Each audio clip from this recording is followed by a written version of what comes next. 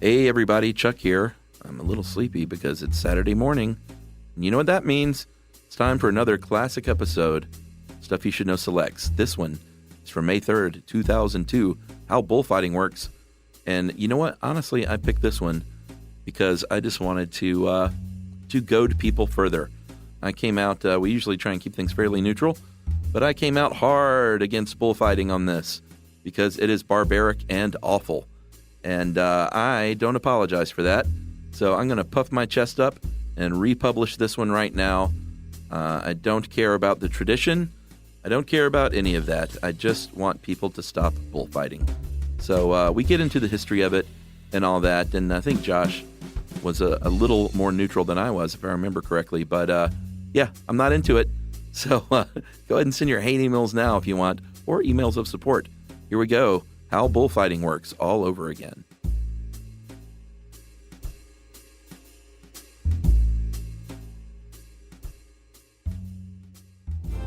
Welcome to Stuff You Should Know from HowStuffWorks.com.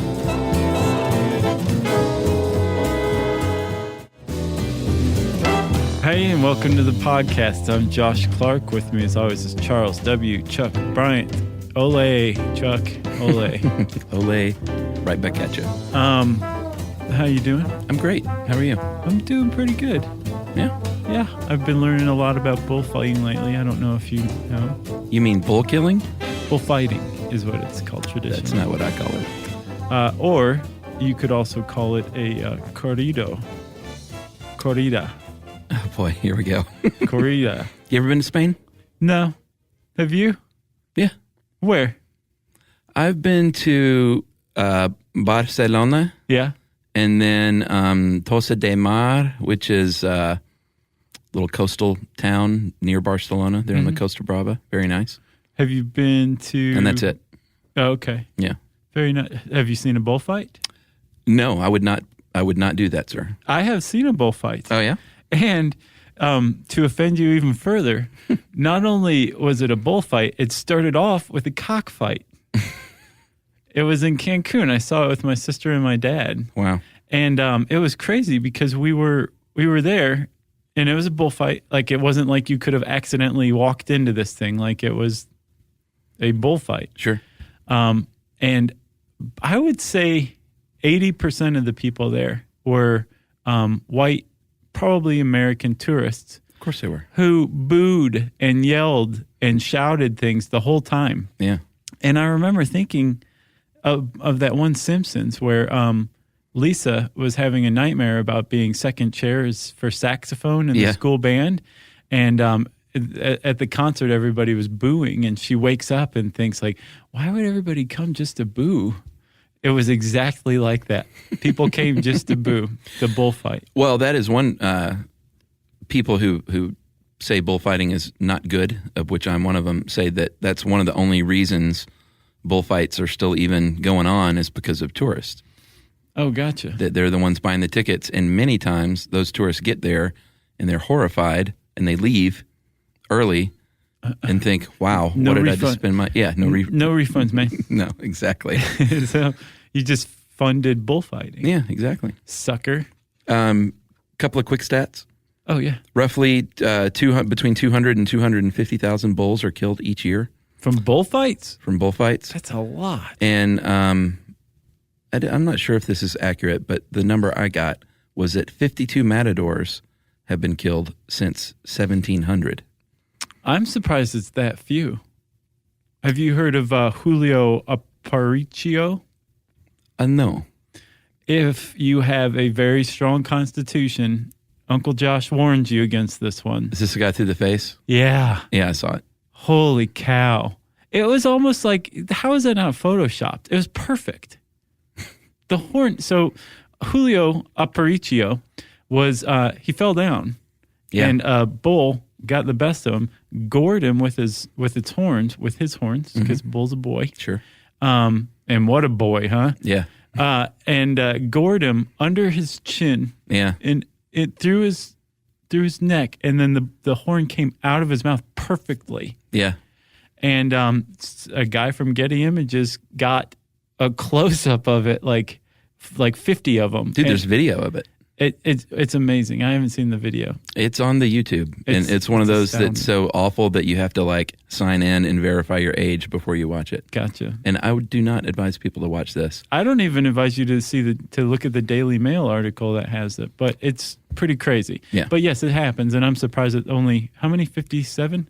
So, the stat I got was 52 in the last 300 plus years. Yeah. So there's not much of a fight going on. So and matador is actually Spanish for killer. So is it really? Yeah. Yes, they're killer bulls for sure. It's the whole point. Like, there's really no gray area here. Like, bullfighting is the purpose of it is to kill the bull. Yeah. Under certain conditions or within a certain framework. But that's the point of bullfighting. It's not anything but that. And if the matador fails to kill the bull, that's on him, and it is a huge disgrace. Yeah. Like, that's a loss, and it's not very good. Right. But I'm starting to suspect that you are opposed to bullfighting. Yes. There are a lot of people, and apparently Spain's. In Spain, it's like a natural cultural thing. It's been around for a while. And even people who feel the same way you do still say, I still don't think it should be illegal. It's just too much a part of our tradition. Not everyone feels that way, though. No, definitely not. They did a Gallup poll in 2010, and 70% of Spaniards said that they were ready to do away with it. Oh, really? Yeah. That's a lot of Spaniards. And that's up from 31% like 15 years earlier. Huh. So in this modern day, people are starting to think twice about it. Well, let's talk about this, Chuck. Let's talk about how long people have been fighting bulls on the Iberian Peninsula. We don't know for sure, but there is evidence of bull rituals dating back all the way to 1500 BC. Yeah, the Mycenaeans apparently used to leap over bulls that were charging. It was like a thing. And they were always revered, as like these godlike creatures. Yeah. Which is why I guess they want to kill them. Yeah, what's the Taurus one? Taurus, is that an astrological sign? Yeah. Okay, yeah, of course. Pretty ancient. Yeah. The article points out that the Visigoth rule of the Iberian Peninsula from 1415 to 711. No, 415. What did I say? 1415. Yeah, 415 to 711. Had men on horseback fighting bulls, which evolved into mounted bullfighting, which rejoneio, which still exists in Portugal. Yeah. Horseback bullfighting where they kill the bull outside the ring later on. Right. They weaken it to a certain point, which is the equivalent of killing the bull as far, I guess. There's some point of no return that the Portuguese understand. Yeah. And they're like, oh, okay, bull, we're done. Come outside. And then that's that. But as anyone who's opposed to bullfighting will tell you, that's not any more humane. Of course not. It's just out of sight of the spectators. Right. So, yeah, you've got, what is it, rejoneio? Rejoneio. And then bullfighting itself, as we understand it today, was firmly established in Spain by the 11th century. Yeah. And it came about during festivals, specifically one festival called the Fiesta de San Fermin. And anybody who's been to Pamplona will recognize that because that's where the running of the bulls takes place. And when? In July now.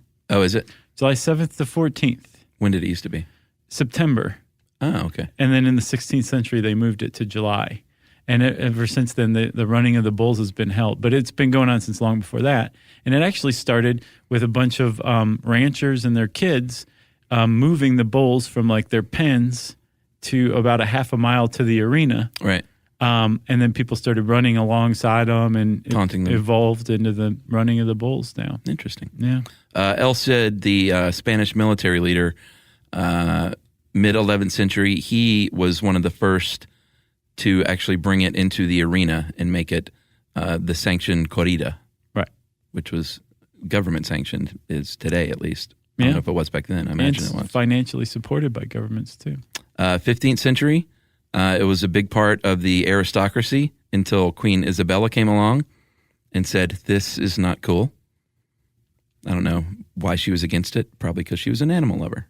I would say that's probably a good idea. And Pope Pius V, I almost said V. He banned it, but that didn't last very long. Only about 8 years, because people were into it pretty big time. Right. And then in about I guess in the 1600s is when that whole divergence between horseback and foot bullfighting took place. Yeah. And it remained the sport of the aristocracy until Philip V. Came along, and he said, you know what? This is barbaric. Mm-hmm. You would have to be a low-class barbarian to engage in bullfighting. So if you're a member of my court and you get caught doing this, I'll shoot you in the knee. And the aristocracy said, well, we want our knees intact, so we're going to stop doing this.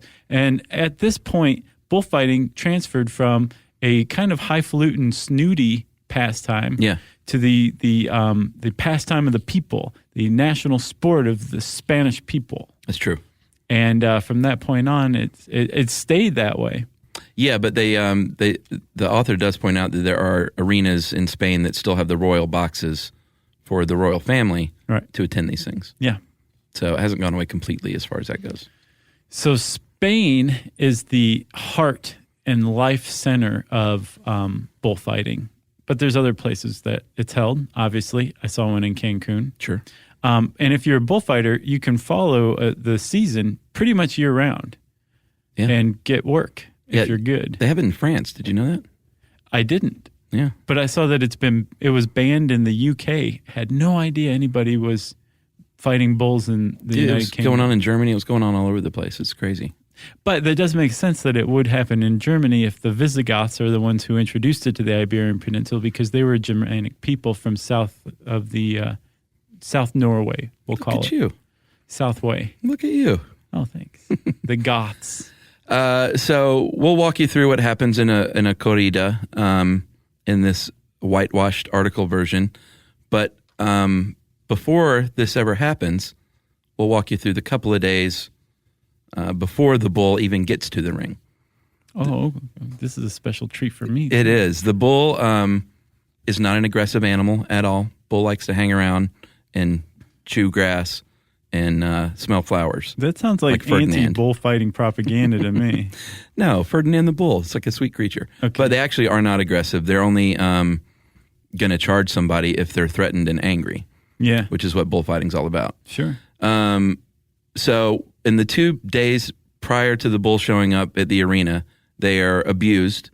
They are basically mentally destroyed versions of what a bull should be by the time they get there. You're fat, bull. Well, they do fatten them up to make them slow. Well, that's a big problem, and you can call somebody out for that. Okay. They have wet newspaper stuffed in their ears so they can't hear anything.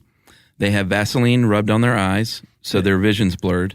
They have their eyes taped open so they can't sleep. They stuff cotton up their nostrils so they can't breathe very well, and they stick a needle through their genitals. That'll take anybody off.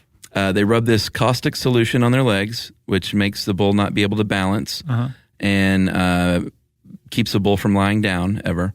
They strap their horns to the ceiling of their transport truck to take them on their long, hot journey to wherever they're going.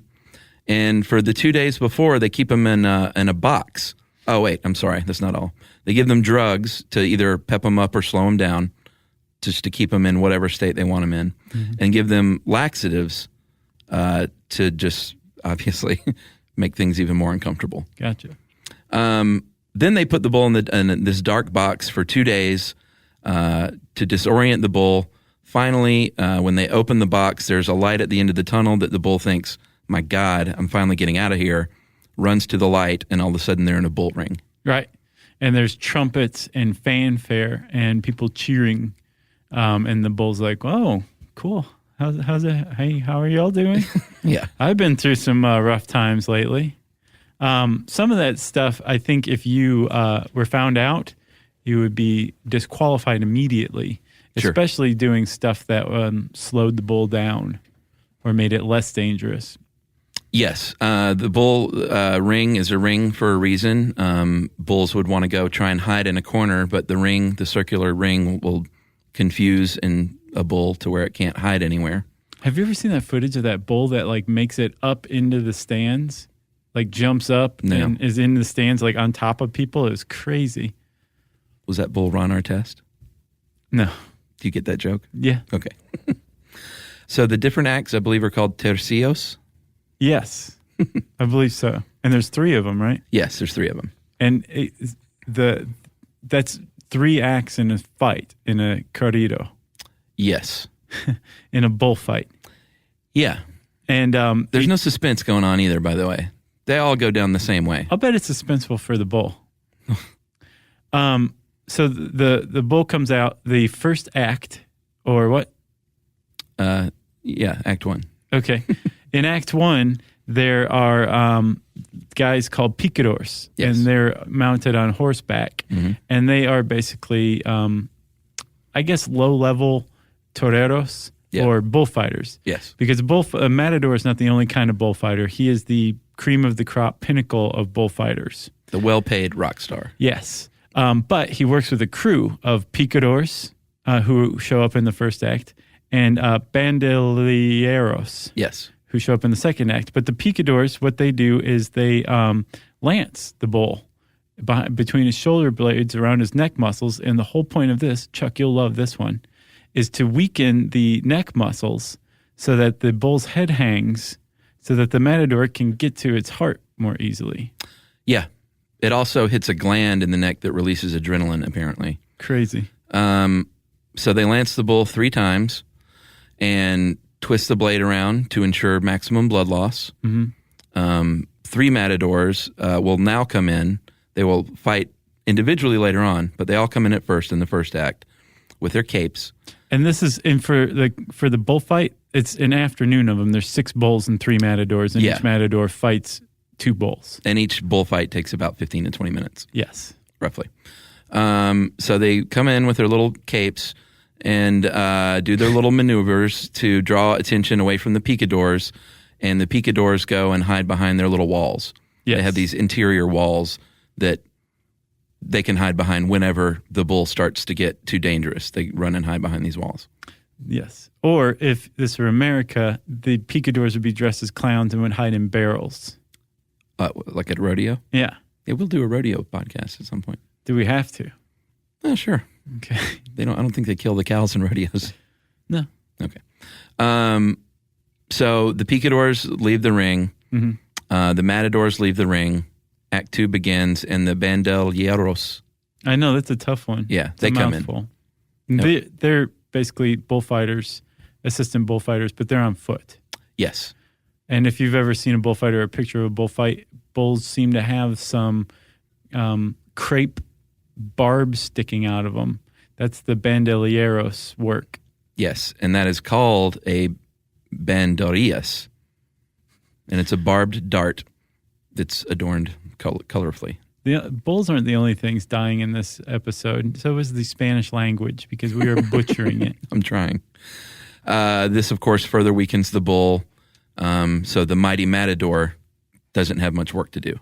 So the bull is still dangerous. They run it in circles at this point, too, to get it nice and dizzy and confused. Right. Yeah.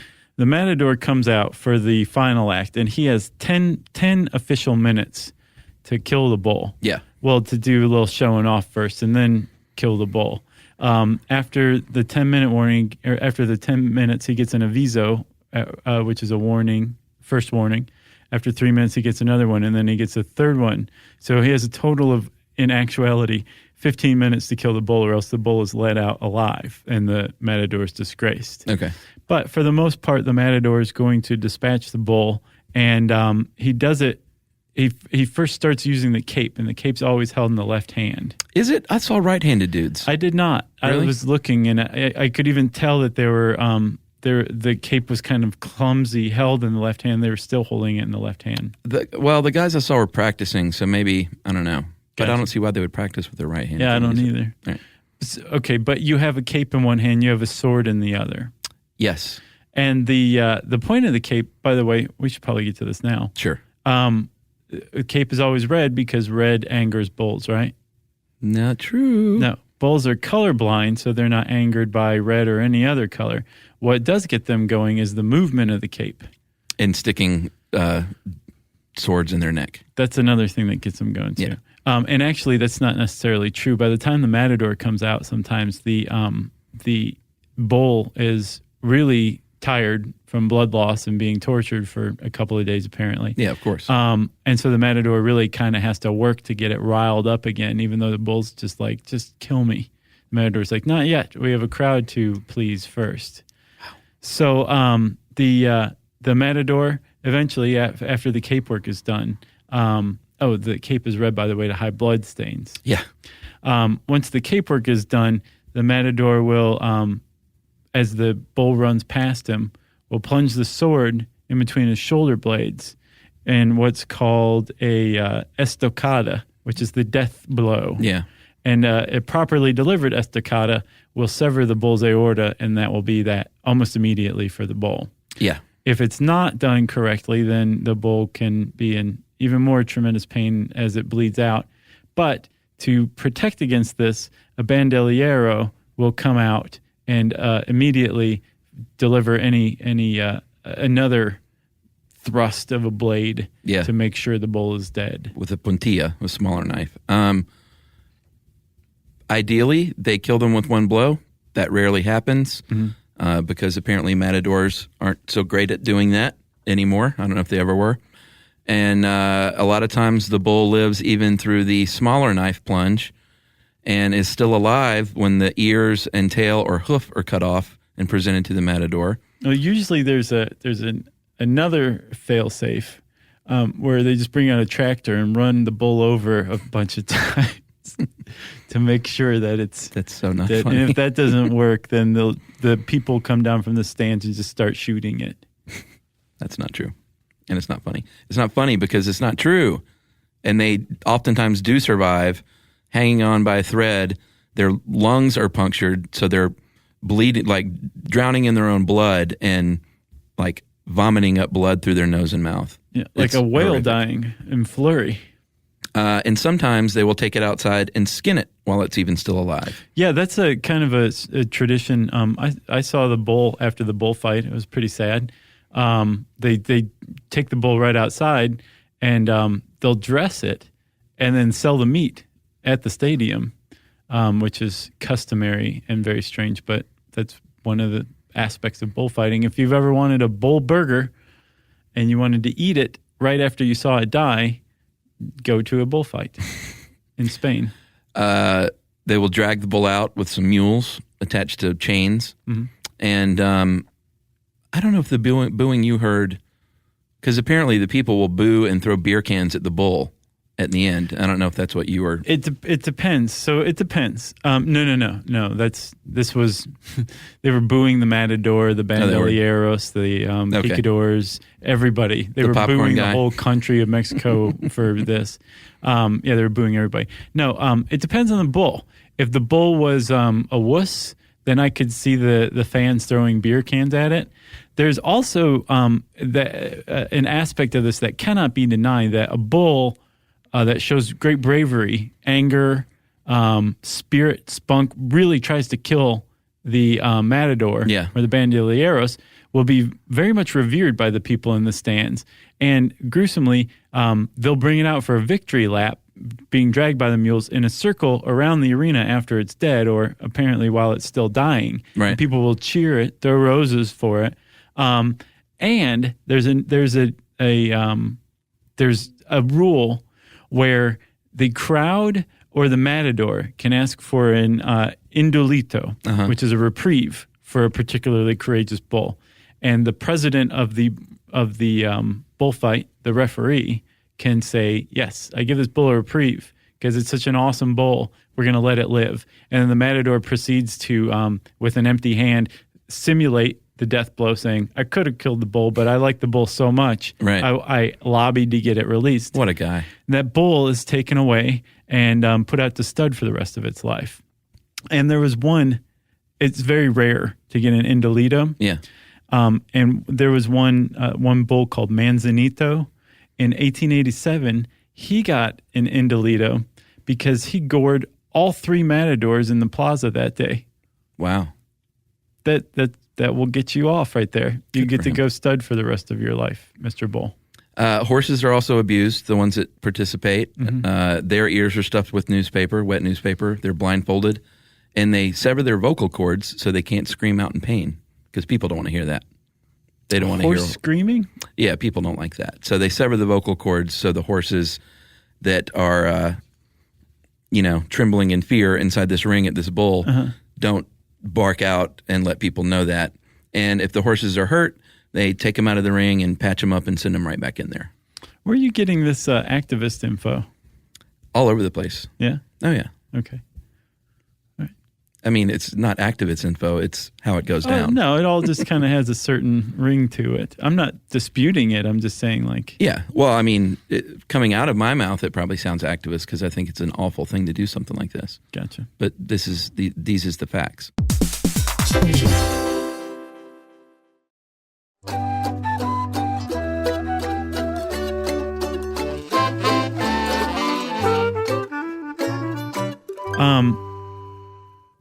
Okay, well, and Chuck, you will love the next part wherein we talk about famous matadors. Yeah, feel free. So, people have been doing this since, we said the 11th century, right? El Cid was supposedly the first guy to fight a bull in an arena. Yeah. And since then, it's just become huge, big business. But the first real and probably only real golden age, if you call it that, of bullfighting, happened from 1914 to 1920. And there were two matadors, Juan Belmonte y Garcia and Jose Gomez, who fought bulls under the name Joselito, had a rivalry. And Belmonte y Garcia was actually the first guy apparently to stand still or stand his ground when he was doing cape work with a bull, right? Rather than try to run away from the bull using fancy footwork. That erect style. Right. Yeah. Joselito was his rival, and the rivalry was really going swimmingly, I guess, for everybody but the bulls, until Joselito was fatally gored at a match that both of them were at. Garcia and Joselito were fighting at in 1920. And that ended the golden age of bullfighting, you'll be happy to hear. He must have been small. Joselito? Yeah, his name is Jose, and I think if you're Jose and they call you Joselito, that means you're small. Add that ito to anything, or lito. Or young, because he started very young. Oh, yeah, maybe that's true. He started at age 13, and he was only, I think, 25. Yeah, he was 25 when he died, when he was gored. So, another guy who was gored is named Manuel Rodriguez y Sanchez. Do you think that's like the mother's and the father's names when it's two last names and there's an E and in the middle? I don't know. I would think so. Manuel Rodriguez and Sanchez. You put the Rodriguez together and the Sanchez's together and you get Manuel, also known as Manolete. Maybe so. And he was gored in 1947. He was the top matador from 1940 to 1947. And I think his goring and the end of his being the top matador was not coincidental. I think you're probably right. Should we talk about the bulls? Because it's very specific what kind of bulls are fighting. Yeah. They're all 4 years old, which I didn't know. I didn't either. And they are specifically bred to bullfight, and they weigh about 1,300 pounds. Mm-hmm. You want to translate that into kilos for our friends? It's 590 kilograms. That's right. And they are bred on ranches, and this article says that they are tested for bravery and ferocity, and that if you pass that test, you become a fighting bull. And that may be true sometimes, but matadors like to make their money, and they don't want to be gored. So the highfalutin matadors will request very placid, docile bulls just to keep the show going. Is that true? Yeah, well, that's what I read. Okay, so they just want to put on the show, you know. They don't want to die. Well, I'm sure they don't want to die. They want to make a few $1,000,000 a year. Yeah, doing it easy too. Yeah, because they get paid about $100,000 a bullfight, and they can do maybe 30 to 40 or more. Yeah, I know the guy Belmonte, he had a record 109 bullfights in 1919. It's a lot. It's like in Rocky III when he was fighting all the chumps. just for a payday. Oh, yeah. He didn't want any real challenge. But ultimately, he did want a real challenge because he fought Draco. Well, he fought Clubber Lang in Not Rocky in 3. III. In 3, it was the Russian. Oh, no. Yeah. 3 was Clubber Lang. No. Yeah, the first 2 were Apollo. The third was Clubber Lang. The fourth was the Russian. I thought that And he was the fifth third. Was, Tommy Morrison. And then the 6th was when he came back as a trainer. Huh. And the 7th was him enjoying a nice sandwich for 2 hours. No, Rocky III was definitely Clubber Lang because that was my favorite one. Okay. Until I got older and I realized that the first one was actually the better one. I thought that I would think that too. Mm-hmm. And then I went back and watched it as an adult. And I'm like, it's pretty good, but Oh, man, I loved it. there's just too much character development in it for a Rocky movie, if you ask me. Well, it was a love story. It wasn't even a boxing movie, No, really. I'm with you. I understand. But it was a love story starring and written and directed by Sylvester Stallone. That's right. All right. Back to the Bulls.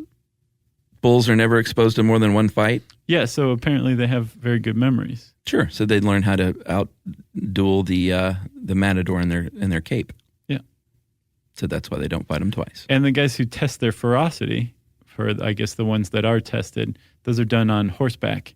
So that the bull's not like, oh, I remember those capes. I'm going to get you. Yeah. I associate you with laxatives. Well, even this article says that they alter bulls to make them easier to fight. But this is what I'm saying. It's a very participatory sport for spectators. So you can ask for an indolito. You can also challenge or charge somebody with fighting an altered bull, one that's overfed and is too fat and slow, one whose horns have been altered, because apparently the tips of the horns of a bull are very much like a cat's whiskers. And if you remove that, the bull's not going to have a very good sense of kinetics and will never hit the matador. Yeah. So if the crowd thinks that, your career is over, pal. That's why I don't think it's quite as widespread. Either that or else bullfighting crowds have become complacent. Well, I think that's definitely true. Yeah. Well, because it's 80% tourists. They don't know how to spot a fat bull. Well, then that very well may be the case. And they also, apparently, the way they stab them and where they stab them, they do so in order to make sure they charge straight instead of I've got a bad left leg all of a sudden. Oh, so I'm going to be going left all day or right all day. Yeah. Yeah. So, Chuck, we mentioned that you can make a pretty decent living doing bullfights, but you also mentioned that there may be the death of bullfighting, as it were. Do you think that's really true? I mean, seriously, people have been doing this since the 4th century. And now all of a sudden, just because of a bad economy and animal activism, bullfighting's going down? It's starting to. Where's the evidence? Well, the polls that the popular sentiment is changing in Spain over the past 15 years is one. Catalonia is the first region in mainland Spain to actually ban it, and Barcelona is in Catalonia. Yeah, which is big because Barcelona had not 1, not 2, but 3 bullfighting arenas. That's right, and that took effect. Or Plaza del Toros. That took effect actually just this year on January 1st. They said, let's finish out the 2011 season, and then we'll ban it starting from that point. They had the last one in September. I think September 28, 2011 was the last one ever. Was it? Mm-hmm. But that's a huge deal. Yeah. But even in Spain, they're kind of like the snooty Catalans. They don't enjoy bullfighting. I think that's made some quarters of Spain even more fiercely proud of it. Yeah, probably so. Like Madrid apparently is still very proud of their bullfighting. Right. In 2010, one of the state television stations said, we are going to ban live coverage of it, because kids can watch this on TV. They happen in the hours, in the early afternoon hours and early evening, so they won't broadcast until after 10 p.m. now. Right. Well, there's a law that says you can't show animal cruelty on Spanish television until after 10 p.m. because of children. And so that's effectively banned showing bullfighting in Spain, which is a huge blow to it, I guess, economically or financially. Because, think about how much money comes from television deals and sponsorships. Yeah. If you can get rid of it on TV, that's that. Yeah, that's true. And then there's also, they've shown that there's evidence that that the federal government of Spain is pretty much what's propping up bullfighting these days. Right. Because there were it went from 1,000 bullfights in 2008 to 800 in 2010 in Spain. And that 200 was almost exclusively the result of cuts in government subsidies to small towns that can't afford to put on a bullfight. Right. And so that means that, the government's holding the whole thing up. Yeah, I read a couple of interesting articles today. One of them was from a veterinarian, and they have vets at the bullfight on staff, I guess. And this vet went on record as saying they did all this testing of like adrenaline and noradrenaline and all these different chemicals in the body on these bulls that had just survived, ones that were dead, ones before they went in, and basically to prove that the bull suffers a great deal. Because there's this misguided notion that the bull doesn't suffer because they're this magical creature. I saw this one interview with a bandolero, and he said that a veterinarian, and this is translated obviously, but he said, a veterinarian told me that the bulls have a special cell in their body that prevents it from suffering and feeling pain. It's not true. Oh. Are you sure? Yeah. There's no special cell that keeps them from feeling pain. Well, that's a larger debate too. I mean, like, I believe bulls can suffer, but if you've read David Foster Wallace's Consider the Lobster, can a lobster suffer? Is nociception is the perception, the physical feeling of pain. Right. Is that the same thing as suffering? No, we've shown it's not. Remember, in our happiness audiobook, we talked about the difference between experiencing physical pain and experiencing suffering. Right. They actually utilize different parts of the brain. Right. So if there's no suffering, is inflicting pain on something, e.g. cooking it, is that cruel? Yeah, it's a good point. It is. But I think bulls experience suffering, especially if they go through what you describe. Yeah. And if you're against bullfighting and you want to do something, you can email or mail the embassies of these countries that still participate and tell them that, hey, I'm not going to visit your country. I'm not going to spend my money there. If you're still going to endorse this, it's a small thing you can do. But can you mail me some wine? Because I can't make it over there. Some Tempranillo. And I'm going to go on record as saying this whole thing that it's part of the culture is just crap. Well, the Spanish federal government would disagree with you because in 2010, and what a lot of people see as a response to the Catalonia ban, the Spanish government transferred jurisdiction over bullfighting from the Interior Ministry to the Cultural Ministry. Yeah. So as an attempt to keep it from being banned. It's going to be it'll be a tough fought one, but apparently even Mexico now is entertaining the idea of banning it. Some other things that were defended as culture, genital mutilation on females, witch burning, bear baiting. You ever heard of that? No.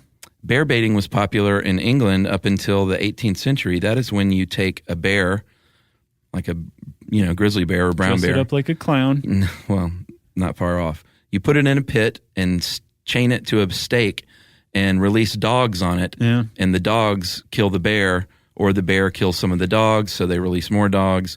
And people sit around and gamble on, is the bear going to get eaten first or are the dogs going to get killed first? And it's blood sport. And I think this is the same thing. That's where bulldogs came from, and that's where they got their name from. It's called bull baiting. Oh, really? And bulldogs used to not even come close to resembling what they do now.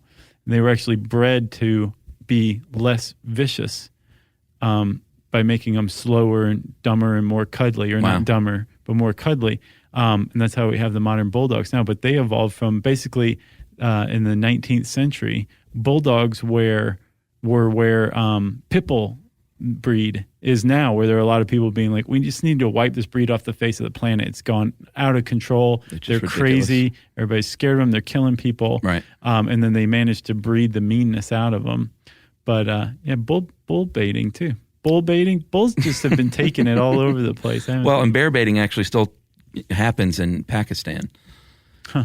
And it's horrific. So from me to you, people of Spain, Mexico, France, ritualized killing of animals for people to pay for and watch is a little outdated and just silly and cruel. And I say, please stop. From Chuck to you. From me to you. And one more thing. The whole notion of culture, isn't that supposedly to advance your civilization? And isn't that supposed to mean like positive things like culture? But I mean, what brings people together more than the ritual is getting killing drunk an on animal? beer and watching bullfights? All right, I'm done. Stuff you should know.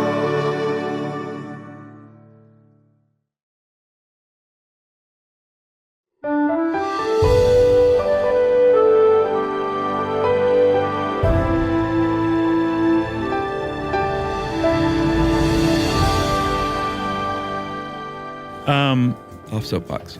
So how do you feel about bullfighting personally, Chuck? I think it's great. If you want to learn more about bullfighting or Chuck's views on it, you can type in Chuck or bullfighting in the search bar at howstuffworks.com. And I said search bar, which means it's time for listener mail.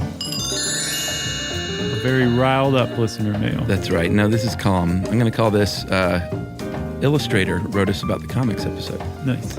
Guys, I'm currently an illustrator. Does he not have much hope for his future in that field? No, I think he does. Okay. I found, because he does like digital illustration too. I got you. I found your podcast when I was hip deep in art school at the Art Institute of Boston, but there are only so many times I could listen to the same old Our Lady Peace songs on repeat. Remember that group? No. They had like one song. Okay. So It was a good song, listened though. to the same song over and over again? I guess so. Which song was it? Oh, I can't remember. I dug the song, actually. I got the CD because of that song. Man, I used to fall for that when I was like 12, 14. You just be like, that's the only good song on the whole CD. Before the single. Yeah. I'm now a professional illustrator, but I also teach art at AIB and was able to live a mini dream when my higher-ups approached me about teaching a comic book class. Sweet. So he was pretty stoked about this. Bet. On the comics, and this is just some things he pointed out. On the comics code of authority you guys talked about, World War II was long over, and the new round of superheroes, Spider-Man, Fantastic Four, had yet to emerge from the minds of Lee, Kirby, and Ditko. As a result, comics were merely treading water and chasing from fad to fad, westerns to romance to eventually horror. Horror comics were what really started to worry everyone, so they began to put pressure on companies like EC, who had made their names in over-the-top horror. Mm-hmm. In turn, EC basically jettisoned its stake in horror comics and latched on to a little humor comic, Mad, which we talked about. It was like stories guaranteed to drive you mad, I think was the original version. But to this point, Mad was published basically as a comic book. In essence, EC was looking to hedge its bets, so it relaunched Mad as a magazine, which is a very different distinction because it all of a sudden wasn't under the code of authority. Right. In 1955, we were blessed with the very first Mad magazine, a very calculated move since they were not heavily scrutinized like comics and they didn't have to worry about the comics code. That is very smart. It is. I hope to make it big as a comics illustrator and children's book illustrator. Who says I can't do both? I also thought you might like to know that you're keeping me company during these long hours chasing the dream. And this dude's stuff is awesome.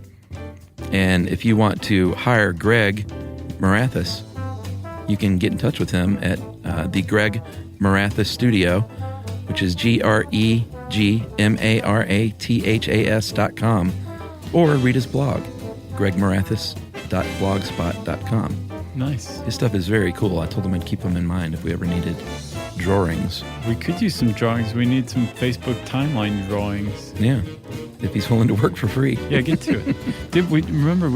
We got chastised by a graphic designer for holding that T-shirt contest. Yeah, I emailed him back actually. Did you just calm him down? Yeah. I was like, most of these were amateur designers. There were some pros in there, but none of them seemed to mind. It's not like we forced anybody to do it. But there's a whole movement from designers about design contests being awful. Like, what other industry basically asks for free work as a contest, quote unquote? There's like fiction contests. Yeah, there's all kinds of contests. Soapbox derbies. Yeah. There's a lot of stuff that people do for free as part of a contest. Bake-offs. Or bakes off, I'm sorry. And I saw some designers that say, I don't agree with that. Contests make me better. Yeah. And if you don't Architecture? Don't enter. That's a ridiculous idea. Architecture as a field has been in contest mode for a century or more. And Yeah, there's a lot of work put into it. There's a lot of work put into graphic design. Contests are everywhere. I think that's a ridiculous stance. Well, his point was, because he emailed me back and he was like, well, fine, the contest is fine, but you should give them a cut of the T-shirt sales. I don't disagree with that. Well, I know, but we had no choice. Well, no, we're in no position whatsoever to share it. Yeah, I told him, dude, if it was up to me, they would get 100% of the T-shirt sales. I don't know about that. Well, we don't get any. Well, I know, but still, we could if we could negotiate on their behalf.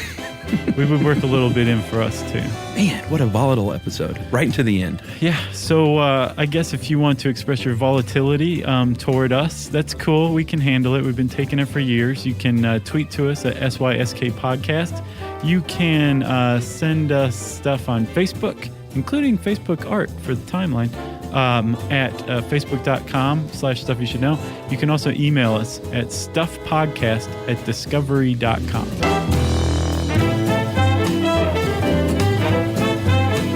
Be sure to check out our new video podcast, Stuff from the Future. Join How Stuff Works staff as we explore the most promising and perplexing possibilities of tomorrow.